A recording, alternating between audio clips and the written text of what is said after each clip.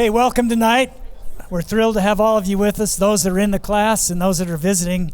I'm really excited to have Jon Schmidt with us here tonight. I've known Jon for, we decided, 35 years. I met him when he was a student like you, and I've seen him go through all the changes he's gone through to stay in the music industry. He's a phenomenal entertainer, and he has a great story to tell. He travels all over the world. He did concerts last year, he told me, in Australia, and where else, Jon? Singapore and Australia, and world-renowned entertainer. And he's got a very busy schedule, and he was so kind to agree to fit us in to that schedule and be with us here tonight.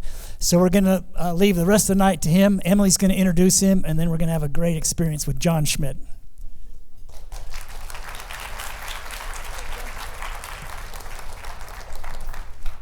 All right, we're super excited. We have a very special guest tonight, so I get the privilege to give you a little bit of background on Jon Schmidt and tell you a little bit more about him and his story coming here before he comes up and tells it in more detail for us. So, Jon Schmidt is a contemporary American pianist and composer, and he's celebrated for his versatile musical talent and compositions. His musical interest started at a young age from a gift of his parents. They started him in musical education, and that led to him beginning teaching piano lessons at age 16 and also a successful solo career starting in his early 20s. His distinctive style blends classical influences and modern elements, creating a musical infusion that resonates with audiences worldwide. When going to college, Schmidt was worried about pursuing a career in music, and so he studied English with plans to get an MBA.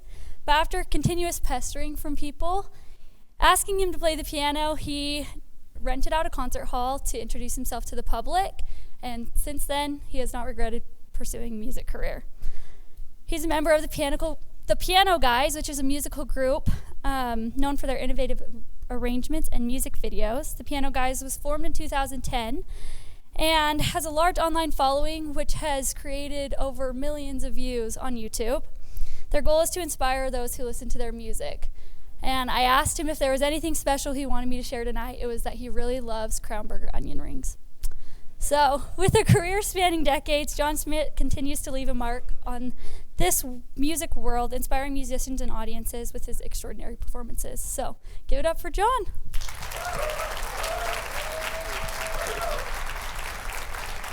Thank you. I'm honored to be here. Thanks for coming. And I thought maybe we'd start off with some music. Should we start off with some music? Yeah. All right.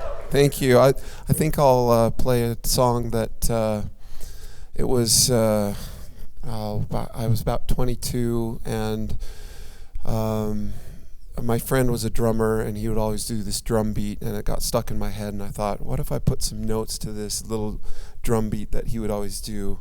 I'll try to remember how it went with my vocal, with my mouth here. It was like,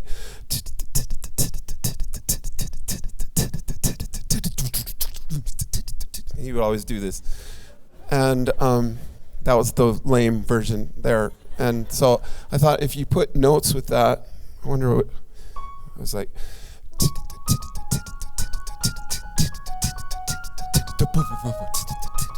So, and then I had another friend that's like, it'd be cool if you somehow could play with your arms. And that was such a weird thing. I was like, that's impossible. But then I thought about it, and I thought, if you put your arm down on the black keys and you put a little bass note with it,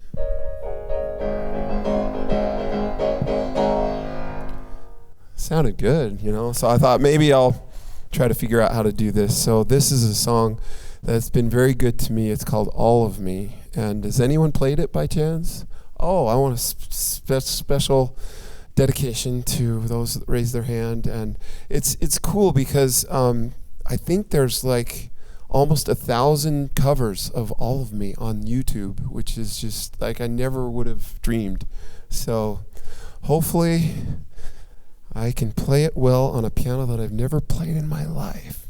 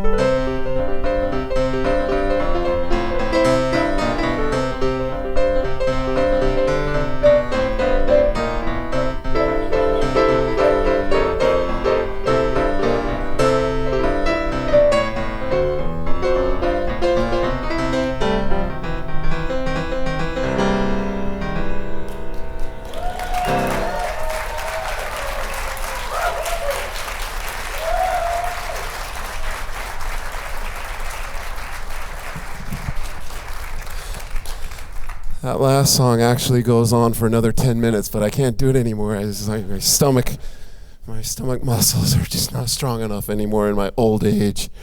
So, well, gosh, what should I share with you that'll be interesting? Started like she said,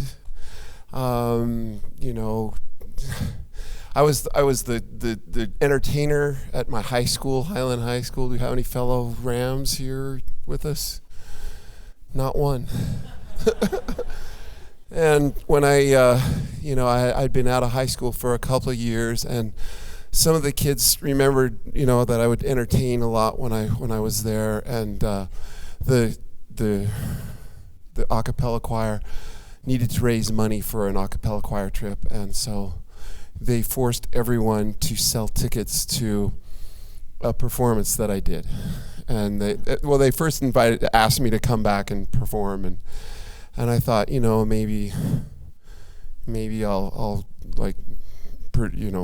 duplicate this cassette tape that I had just made of some of my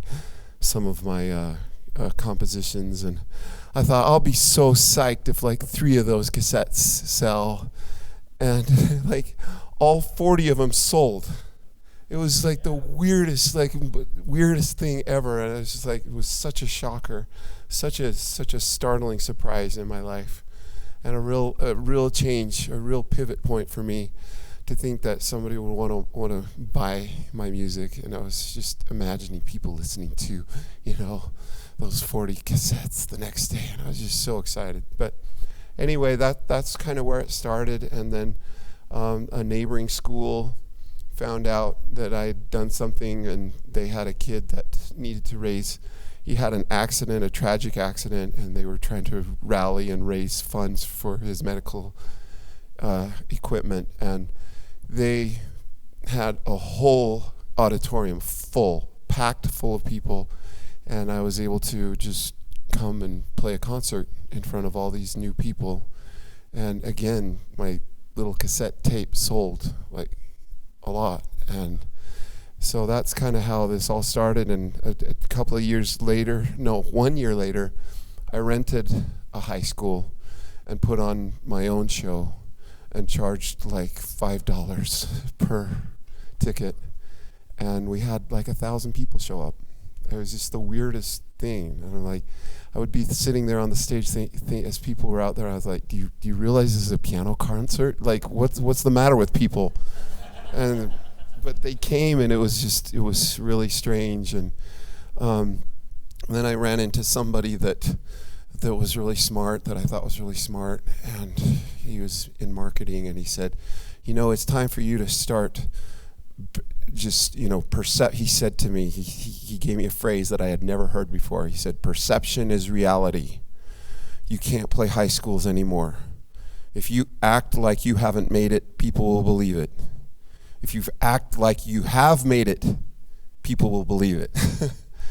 And so he advised me to package myself in a certain way, just like all the other people in the CD stores, in the record stores at that point, were packaging themselves. And so I did really nice art, got really nice artwork for my CDs that we're selling. And I went into these CD, record stores, and I said, would you sell this on consignment? You don't have to pay me unless it sells. And I went to every record store in Salt Lake, and this radio station played instrumental music. It was called The Breeze 97.9, and they played my whole album. It was just amazing. Things just I think when you start making chips, when you start doing stuff, then good things happen. And I just, started doing things here and there. Oh, and then I rented Kingsbury Hall, which was, I had seen some national acts play at Kingsbury Hall on the University of Utah campus. I rented that instead of concert hall. And literally, all of a sudden, people thought I was a big act. It was true. I found out that you can literally fool people. You can literally fool people. Like even the Utah Symphony was fooled. Like they were putting on this thing up at Deer Valley. It was a summer concert series, and they wanted to feature some local artists in this summer concert series on a certain evening. They wanted to have a night of Utah artists, and they picked me. I was just like, are you kidding? This is crazy how easy you can fool people. Like, and I was able to play in that. And then like KUED on the University of campus, like the TV station on University of Utah campus, I think they heard about the gig at BYU, and they approached me. They wanted to do a solo televised concert. This was like literally months after I tried to pretend like I was a big act and rent Kingsbury Hall. I just can't believe how easy it is to fool people. I hate to say it that way, but maybe it's useful in what you all are trying to do, you know, in how you package yourself, you know, to be really careful about packaging. And that was really good advice. And I think there's a lot of truth to that tune that says, it's the Disney song, and now I'm forgetting the words. It's something along the lines of, whenever I am afraid, I strike a careless pose, whistle a happy tune, and no one will suppose that I'm afraid. And that's where I was. That was my vibe. And even, you know, doing shows, I played so bad. I mean, gosh. But I pretended like I played good. People believed it. So, anyway, should we intersperse with some questions on that? What we just talked about there? Yeah.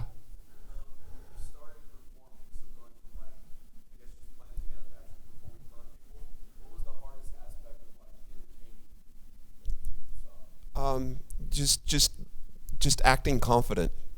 I was an introvert, and I was not a charismatic person. And my wife, my newly married wife, who was going through this journey alongside me, at one point she's like, "You've got to get some confidence somehow. Like, even if you have to pretend." So I just started pretending like I was confident, and it's just really interesting that you can act the way you want to be, and over time it becomes actual, it becomes real. There's so many things like that. So yeah. One more question, we'll play a song. How's that? You know, I've talked to a lot of amazing artists, and it seems to be something that every artist struggles with. Every people that are 10 times, you know, I don't know, maybe there's artists that are like, yeah, I don't struggle with that. It's kind of like, you know, trying to console Michael Jordan. Maybe that's the case, but all of the artists that I've ever talked to feel like they are not, that they're insecure.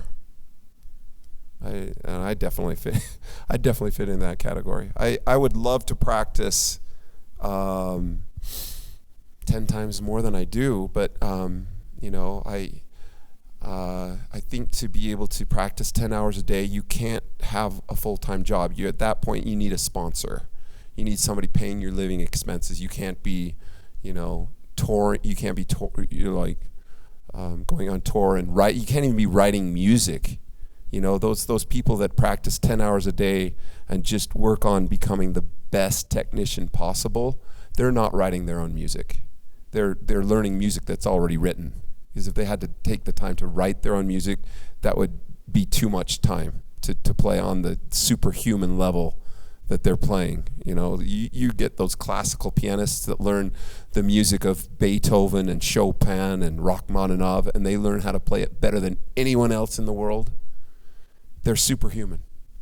They're just superhuman.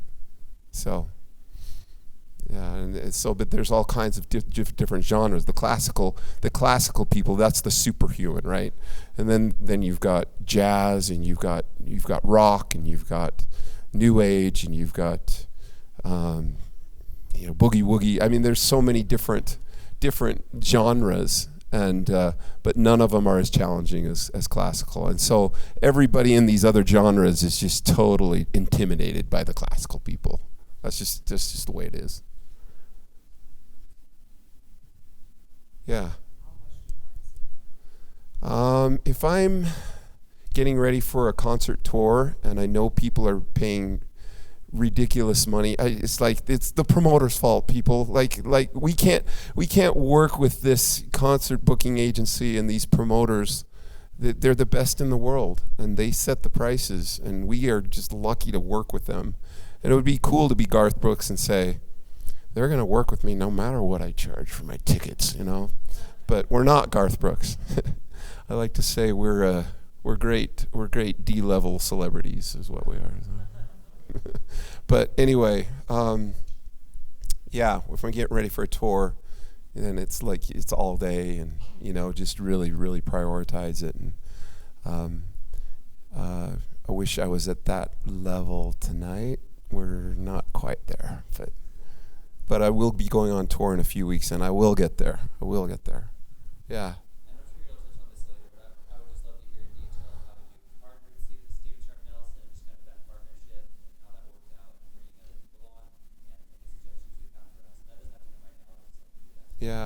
Yeah. Maybe I'll play a tune and then I'll do that. Yeah, I'll answer that. I'm trying to figure out what to play here. Oh, you know what might be fun to play is I've got this current favorite. People a lot of times they ask me, "What's your favorite song to play?" And it's different all the time. But I've got this current favorite one that I want to play for you. But it's kind of mellow. Is that all right if I play it? I love this. It's one that was on my very first album, and I just kind of forgot about it and rediscovered it just recently. And I love it because I'm a new grandpa, and thank you. New, AKA my grandson is 3 years old. And he's at that stage where you can read bedtime stories, and it's just so cool to sit by a kid's bed and read a story, and you take them on this journey, and then you just imagine at the end they just kind of drop off and they fall asleep, and you have to sneak out of the room really carefully and not wake them up and turn off the light and all that. So that's the image of this song.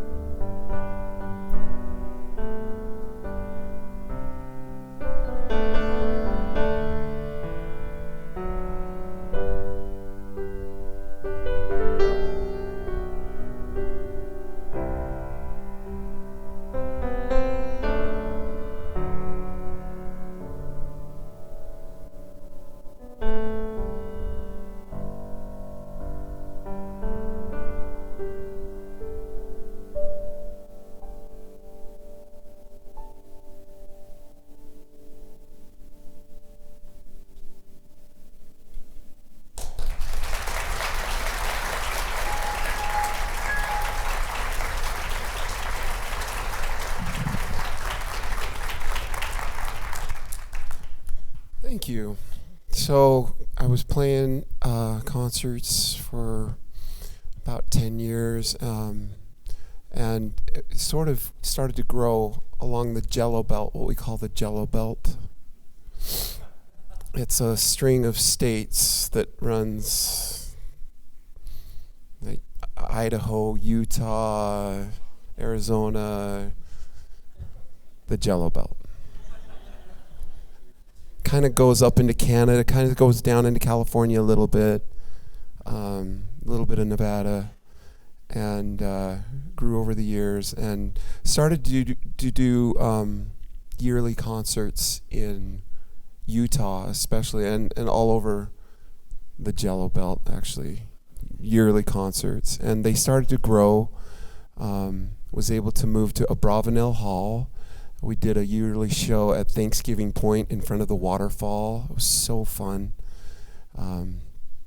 Did one at Eden. What is that? Ski resort by Eden, Utah. Wolf Creek, yeah. Up at Wolf Creek every year. And just had these, Sandy Amphitheater had a yearly thing. Tuacahn started having us. And then, down into Arizona and those other states and Idaho. And so as 10 years went by, it started to take off. And one thing that really helped was I put out a music book, put out my compositions in sheet music. And I was so surprised when it became the best-selling sheet music book in Utah, in the sheet music stores. And I think it's because I put really lame dad humor into it. And it was just such a disruption to the industry that was such a serious... Do you have it? Whoa, can I show it? It's been very much... Wow, thank you. That's so nice of you to have my music book. It's like, let's see if I can find something that's kind of stupid in here. But I think people just felt sorry for me. It's like, this guy is just so lame. Yeah, the music in this book is every bit as fun and brilliant as the composer himself, Jon Schmidt. So it's like, the next volume 2 said, in a word, this book is really, really cool and awesome, is what it said. It was just stupid stuff. And I saw some people picketing like they were on strike, and they always put their sign up and it says, shame on Nordstrom or whatever. And so on one of my books I put shame on Jon Schmidt. So I was like, no one got it. It was just like late at night when we put all this stupid stuff in there. And I think literally people felt sorry for me. But it was disruptive. And I would say maybe try to be disruptive. Figure out a way. This was something that these piano teachers had never seen before, is the person that was making the book making a complete idiot out of himself and not caring. That was supposed to get a laugh, but it didn't. So maybe that means I need to look at myself and re-examine.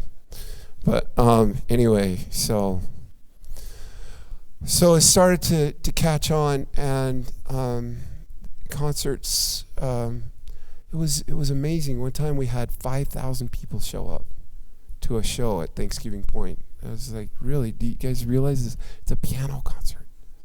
Like, does everybody know that? But I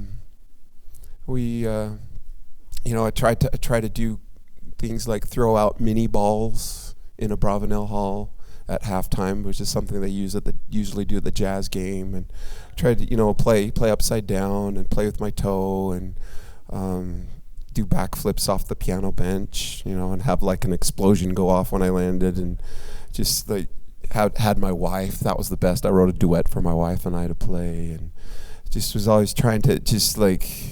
I think people just saw me just like going hard in the paint, and they're like, "We gotta support this guy," So, but I do. I think that we had some good music in there too.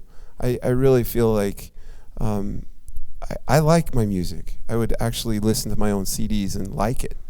So, and I think if an artist loves what they do, and they then it's worthy to share. And that would be some advice that I would give, is to love what you do and have it come from the heart and have it be full of love. And that's something I can say, is I put a lot of love into creating the music. And to go back and listen to it back again, it was just, I loved it.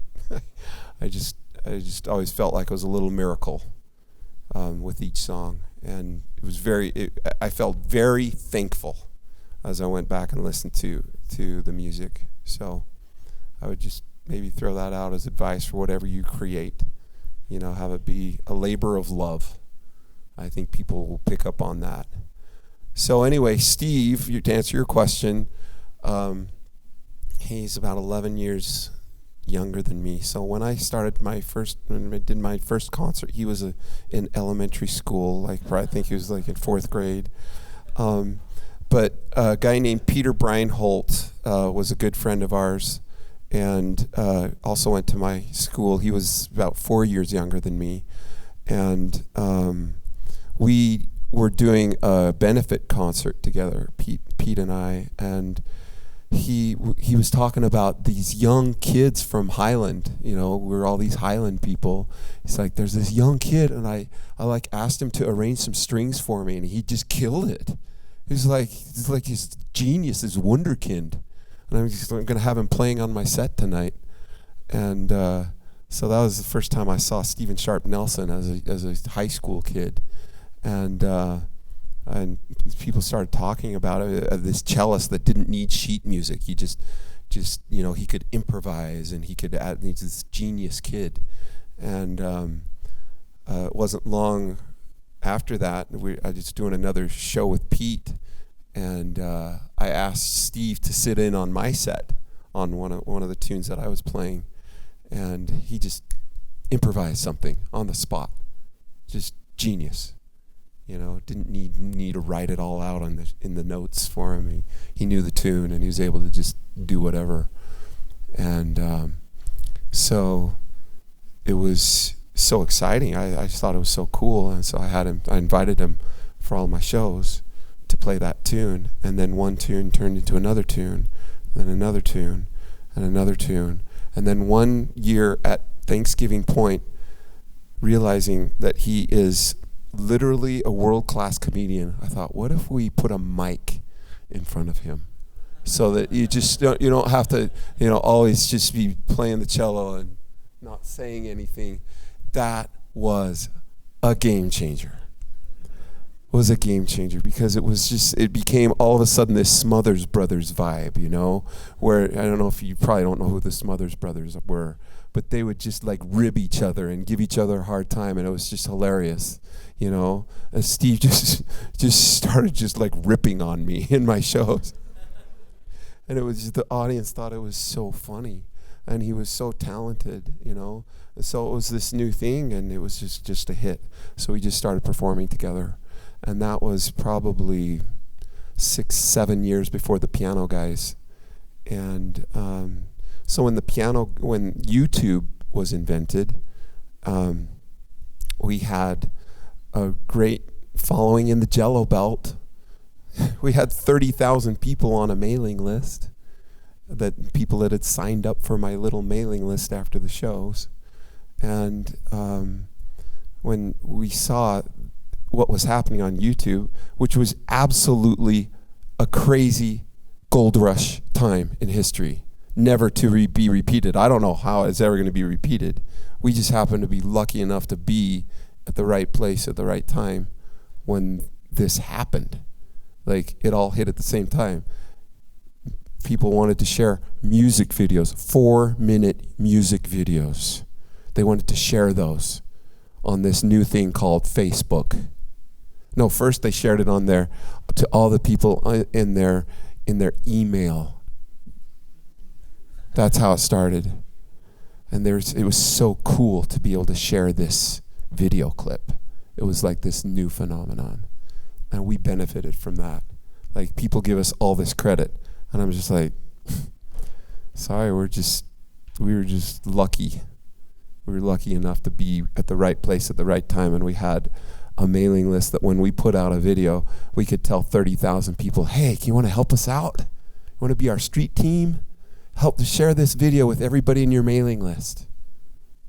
And then it just was the most cool launch of what we did. And it was crazy. It was back in the day. I don't know if any of you can remember it, but there was this thing called radio that people would listen to as they drove, and I remember even with our kids, everybody listened to the same songs in the whole world. Everybody knew when Love Story by Taylor Swift came out. The whole world knew about it. And the whole world was listening to it on the radio as they were driving to school with their parents. And that was a time, those are times past. I don't know if that even happens anymore. Do kids even listen to the radio? Do you know anybody that listens to the radio? Raise your hand. Okay, that's a few people still listen to the radio. I mean, the world has changed. The world has changed. But there was a day when everybody was just locked into the same music, enjoying the same movies, enjoying the same. Now it's just everybody just go fish for yourself on Netflix, It's every once in a while you get a movie like Top Gun that everybody locks into. But it's just, everything's just different. It's just different. In 10 years' time, we're all just a bunch of ADHD people just trying to figure out a new muscle memory. It used to be that when you wanted to listen to somebody's music, your muscle memory was go to a CD store, purchase a CD. And that was everybody's muscle memory, and everybody did that. But what is our muscle memory now? If you want to listen to somebody's music, everybody's all over the map. I was just talking to some people today. Some people, their muscle memory is TikTok, and I'll see whatever I find there. And the squares on TikTok, they're not arranged in any particular order. You want to find their best stuff, good luck. Their most popular stuff, good luck. You want to find what that artist wants you to find? That's crazy. It's just a different world, and everybody's trying to figure out. Mike Glauser says pivot, know where to pivot, and the whole industry is trying to figure out. Well, I can't pivot until I know where things are pivoting to. Does anybody here know? For example, if we were to bet 10 years from now who's going to win, Spotify or Apple Music, how many would raise your hand if you think Apple Music's going to win out 10 years from now? Raise your hand if Spotify is going to win out. Raise your hand if Pandora is going to win out.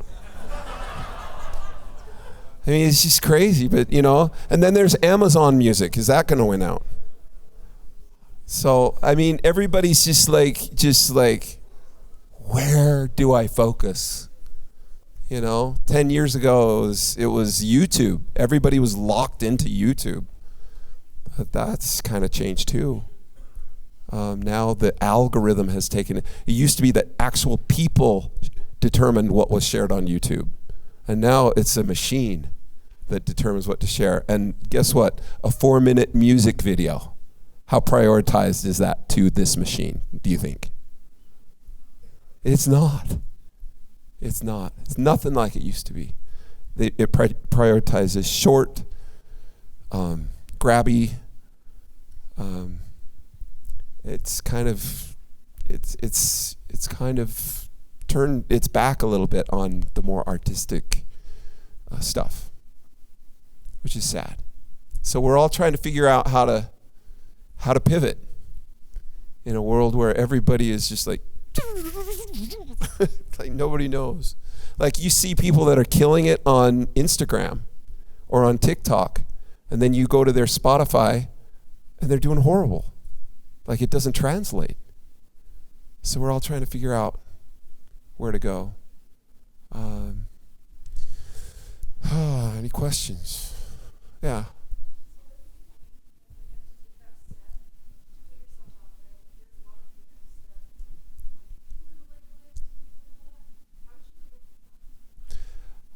gosh. I think I felt something about it. And I tested it. It was really great to be a pianist and to be able to just record so easily. I didn't need a lot of musicians to help me out. It wasn't fancy. So I could test my tracks.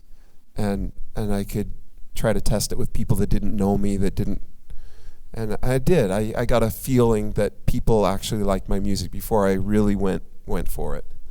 So that's something I would really recommend, is to test your stuff. Find a way to give it a, what do they call it? What's the term for testing your stuff? Test market. Yeah. Yeah, so you talked about your kind of style of music. And I know for me, my mom always had your music being played, but I couldn't hear less until I heard you perform Bumblebee Tuna. And then all of a sudden, I loved the music. Was that something that you kind of designed? Because I was 6 at the time.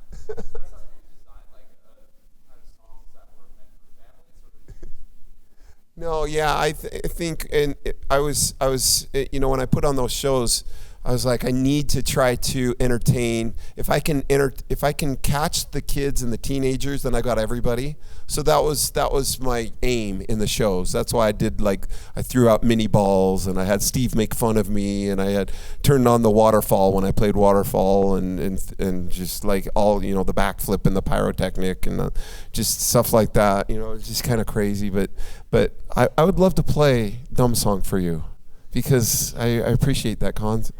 It's called Dumb Song. It was actually inspired when I was in high school by the Bumblebee Tuna Fish commercial, which I arranged for piano.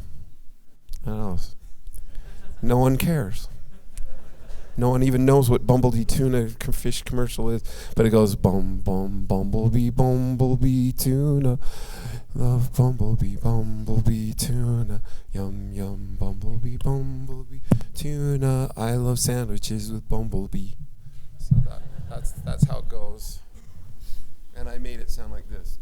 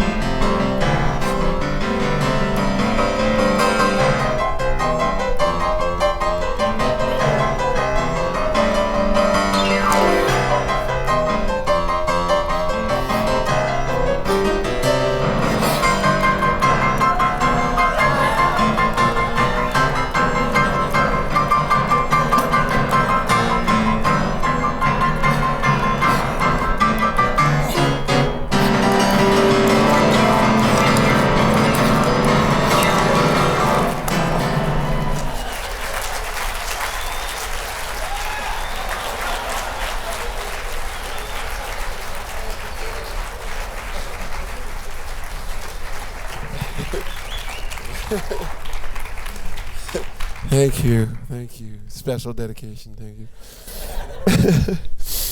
Oh, any more questions? Yeah.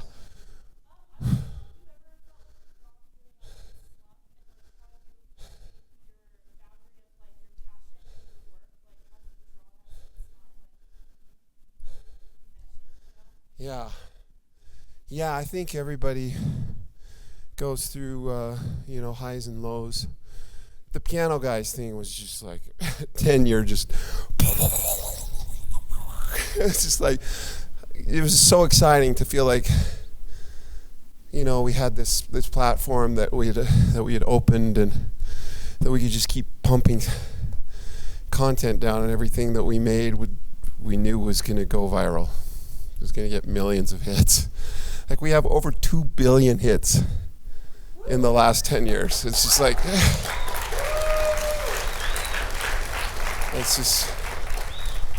it's just crazy. So, but now that the algorithm has become king, it's weird. We're trying to figure out what to do. We're trying to figure out how to pivot. And we've put out music. We've put out 3 albums in the last 3 years, and pretty much hardly anyone knows about them compared to what we did before. Like when we put out, we used to put out a video on YouTube, and organically it would get millions of hits. Now, if somebody wants that to happen with a music video, you literally have to buy advertiser. You have to push it with ad money, and that's the only way for it to happen anymore. There was a guy, in fact, it'd be interesting to pull it up on YouTube. He put out a video that if he would have done it 10 years ago, he would be bigger than the piano guys. But what he did is he rigged a piano to parasail, and literally performed a tune whilst parasailing in the air. And he's like, I don't know what country he's from, but his country got the news was all about, had everything going for him. And it might be interesting to just pull this up on YouTube. Just flying piano or something. I don't know what you're talking. But yeah, be interesting. Flying piano. There he is. Louis Coro. After 2 months. How many views does that have after 2 months? 55,000. That is just ridiculous. Scroll into it a little so you can see the piano flying. And it's a great tune. This thing should have gone so viral. And it is just stuck. It is stuck at 50,000. It will not budge. It will not budge. It's just a weird world we live in. If the piano guys would have done that 10 years ago, 50 million in 2 months. That's how things have changed.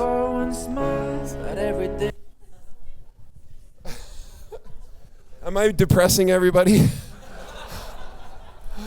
That's what we're working with. So I feel like we would love to, we feel like we've built up stuff that could be repurposed if we find the right person that's you know what, I feel like I could do this. I could take what you guys, if you come to somebody, I've got all of these building blocks. What can you do with them? Because we do. We feel like we have building blocks, and we feel like it just needs to be repurposed. I am really excited about this whole concept of, if you would have told me 20 years ago that you can make an album that's longer than 50 minutes, I think was the limit on a CD, wasn't it? You couldn't put anything longer than that. And so that was your limit. But now, if I want to make a musical presentation, I don't have that 50-minute limit anymore. I can put together a musical presentation that's as long as I want it to be. And the other cool thing is it doesn't have to have a date on it. It can be forever new. And these are called playlists. And I really want the world to just fall in love with playlists, because I've fallen in love with them. I love the whole concept of I can be like a radio station. I had a really good friend that was FM 100's program director, and I could see how much he enjoyed creating, like, what song should come next. Okay, what song should come next? What's, creating an experience using songs. And that's what I'm loving about Spotify over Apple. Apple doesn't let us make our own playlists. Spotify lets the artists make their own playlists. And I put one together a little while ago for Christmas. It was, 4 hours of Christmas music that I just put so much care into, and I was just imagine people listening to it as they're putting it, decorations up, or like, Christmas Eve or whatever on a snowy night. And I just imagine that. It just makes me so happy, But I don't know if anyone else in the world has the attention span to listen to 4 hours from the same artist anymore. I don't know how the world's changing. I would love it if people could let us know that they like the playlist, but there's no way to leave a comment on Spotify.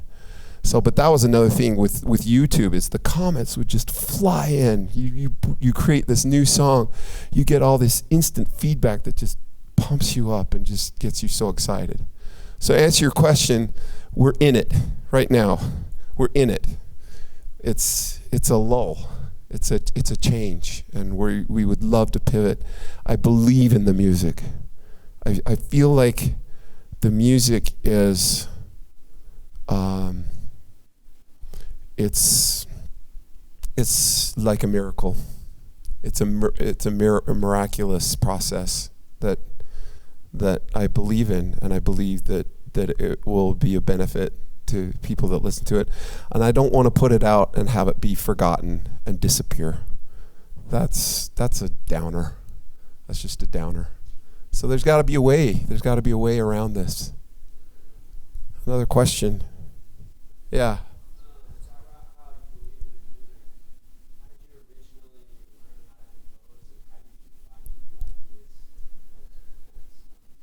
Oh gosh. What really helped me learn how to write music was I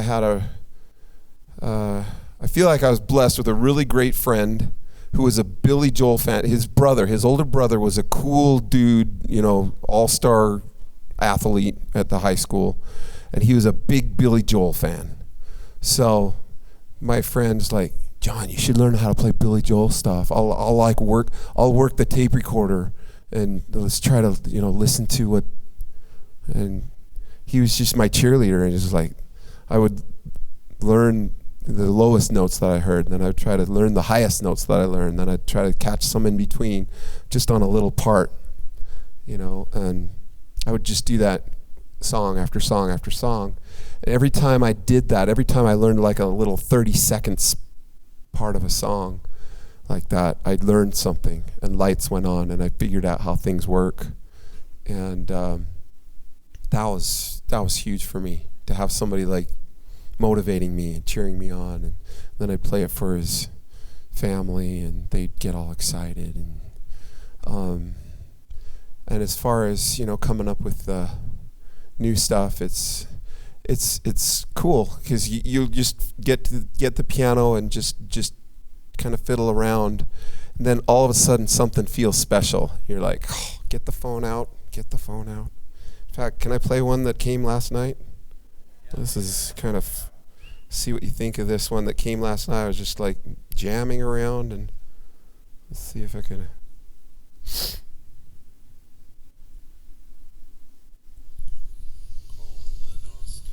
No, that's not it.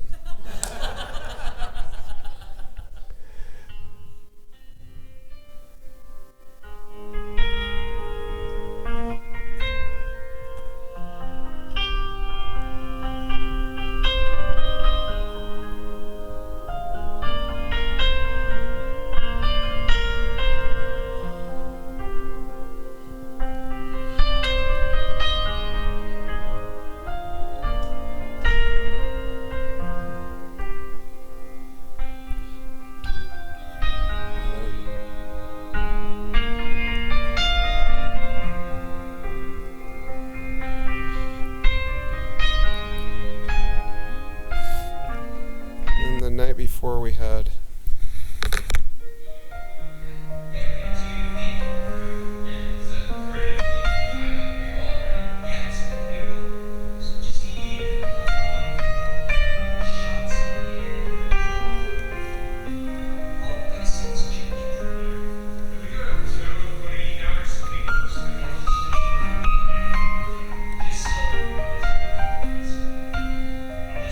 I like this one. Yeah. It's fun. You just get, all of a sudden you get a little, oh, that one feels good. So. Oh gosh, yeah, I'm getting all carried away. Let's see. This is one I wrote in high school.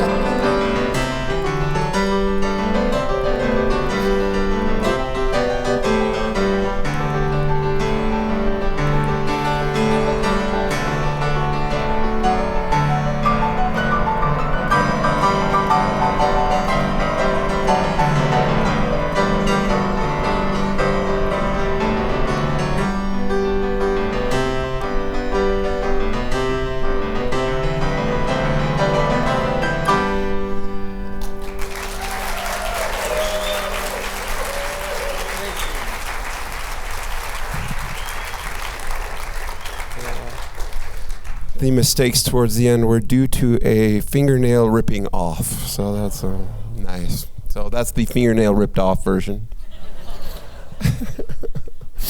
That's always fun on tour. No. But I have played with a Band-Aid. What you do is you just put a Band-Aid around the tip and then one around here and good to go. Should we play one more song or should we play do another question? All right. Yeah, what time do we have? Tell me when to be done. I'm getting annoying at this point. Oh, all right. Might have to do let's see. Let's see. Favorite cover tune would be probably Can't Help Falling in Love by Elvis. Let's try that one.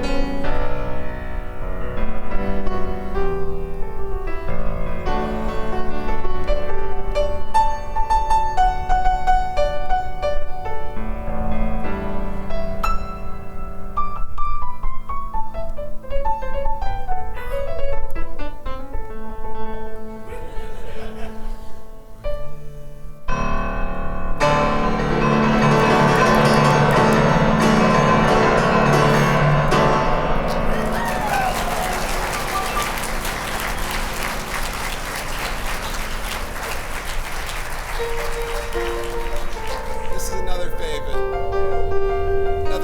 cover.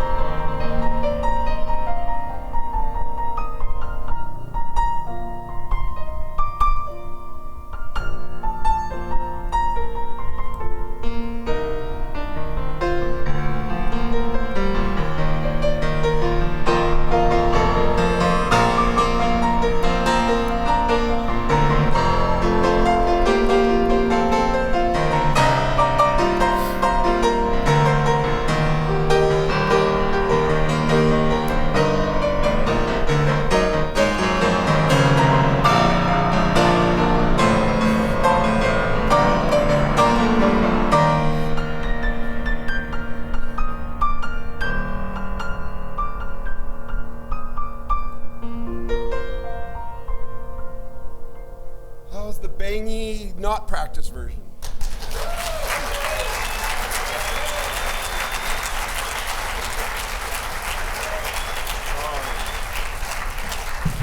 Sorry, please excuse my poor playing. I'm just like still getting used to the piano, believe it or not. Thanks. Thank you. Thank you. I needed to hear that. Oh man, okay. Yeah, I haven't played that one forever. Do you mind the possibly train wreck? Possible train wreck, but that's fun. That's fun. You don't see train wrecks every day. This will be the last one, right? Because we're out of time. All right. This one was inspired by my friend who loved Billy Joel, and I was always trying to find a good arrangement of Piano Man, and I couldn't find it. So I tried to just learn it by ear, and the arrangement that I made just started to sound a little less and a little less and less like Piano Guys or Piano Man, and it just sounded like something else. So I called it Homecoming. But if you listen carefully, you'll hear Piano Man in there.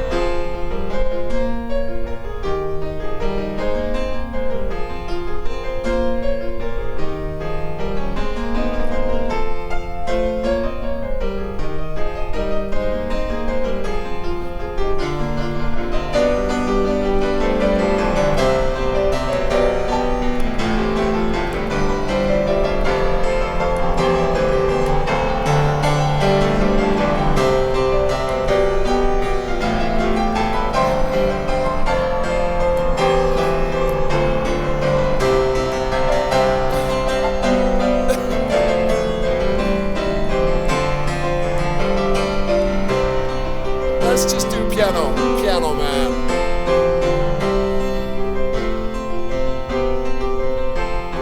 It's 9 o'clock, everybody, Saturday. Regular crowd, I don't know the words. Love is haunted. Chorus. Sing us a song of the Piano Man. Sing us a song of the night. We're all in the mood for melody. You got us feeling low. You said you got me feeling low. I said you got me feeling low.